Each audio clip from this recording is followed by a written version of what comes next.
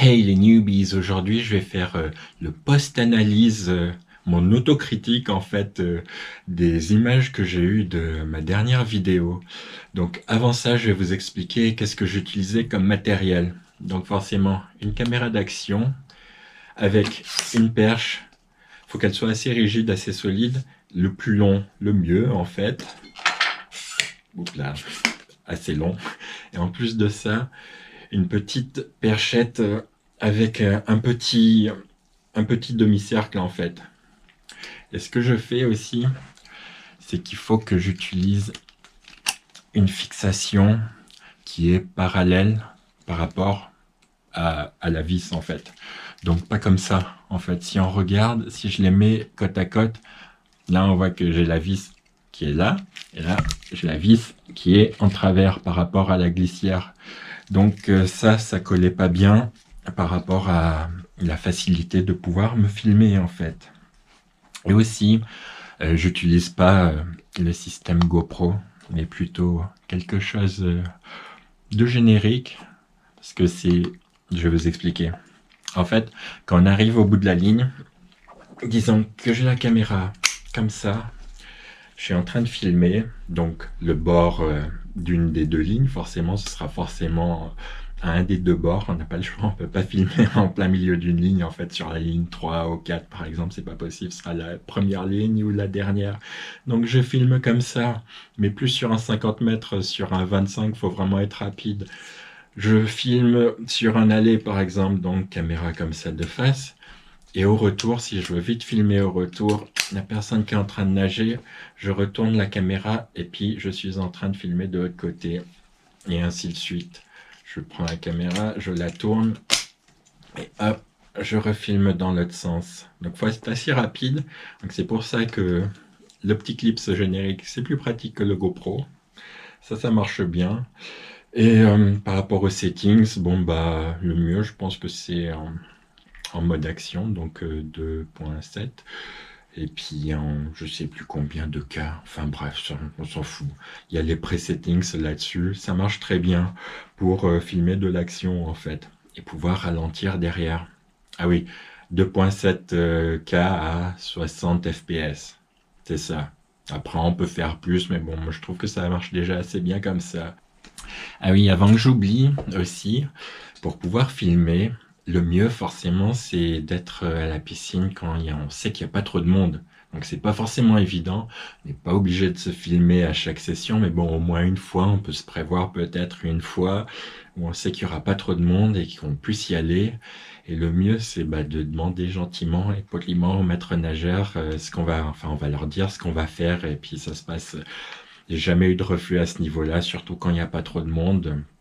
Ça se passe toujours très bien comme ça. Vaut mieux pas aller avec sa caméra et puis surprise, surprise, je suis en train de filmer tout le monde. Là, je pense qu'effectivement, vous allez vous faire jeter. Mais en demandant poliment et gentiment, en disant ce qu'on veut faire, ça se passe généralement bien. J'ai pas eu de refus jusqu'à là. Voilà. Donc, allez, on est parti pour mon auto-analyse.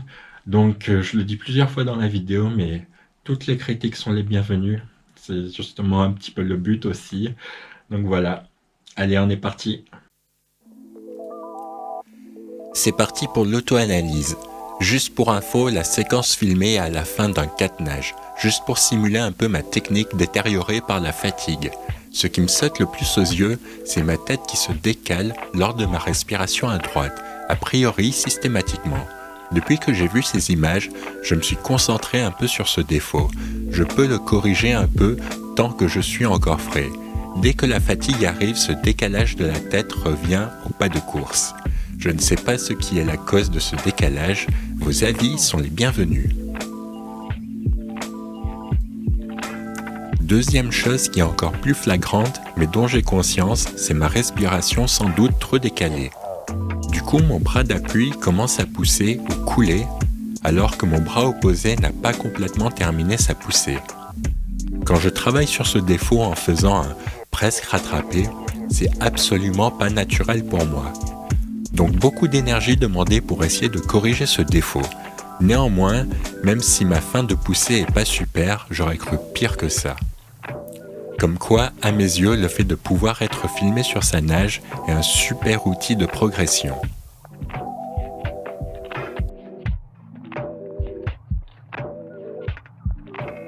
Passons à la vue sous-marine, de face. On retrouve ce même décalage des bras amplifié encore plus lors des phases de respiration. Mais surtout, on voit bien la catastrophe du bras droit. Le coude beaucoup trop plié à mon avis, et c'est encore pire lors des phases de respiration. Encore quelque chose que j'essaie de corriger après ce visionnage.